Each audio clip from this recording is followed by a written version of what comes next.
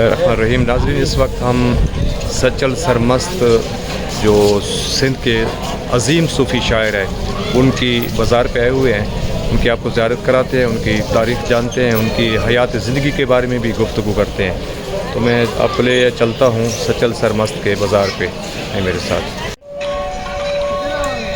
सिंध की तारीख़ हज़रत सचल सरमस्त के तज़किरे के बग़ैर नामुमकिन है।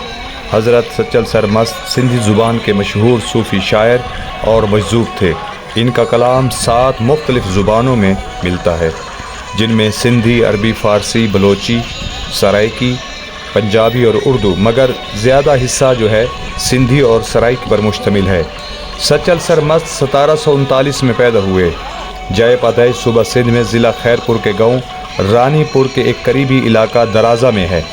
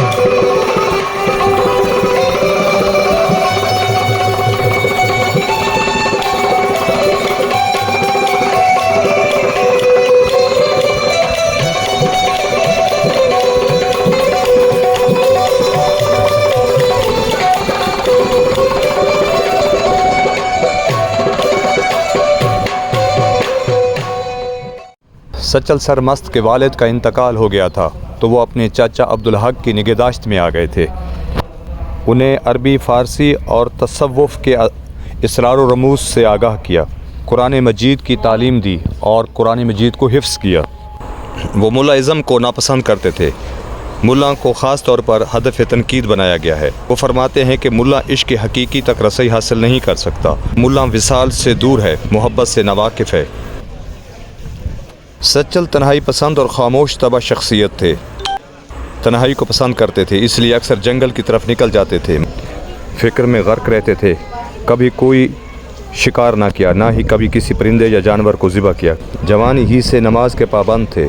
दरूद व वज़ाइफ में मसरूफ़ रहते थे। 50 बरस की उम्र में मौज मस्ती और अरूज की हालत में बेखुद हो जाते थे। बेखुदी और मस्ती की ऐसी हालत देखकर लोगों ने मस्त के नाम से पुकारना शुरू कर दिया। सचल सरमस्त के नाम से मशहूर हो गए। सचल ने भी दीगर शौरा की तरह आलमी भाईचारा और इंसान दोस्ती को अपने कलाम में उजागर किया।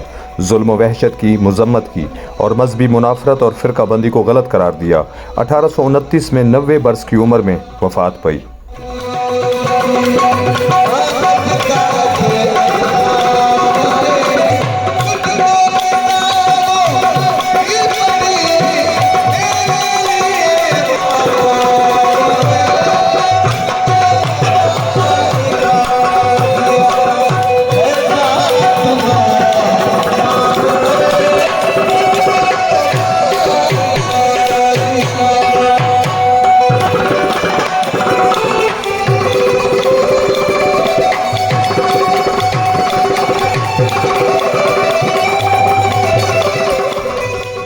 तो नाज़रीन, मुझे सचल सरमस्त के मज़ार से दें इजाज़त। अपना बहुत ख्याल रखना। अल्लाह ताला हम सब की मुहाफ़ज़त फरमाए। अल्लाह ताला हम सब को आसानियत फरमाए और आसानियाँ बांटने की तौफ़ीक़ अता फरमाए। अस्सलामु अलैकुम व रहमतुल्लाहि व बरकातुहू।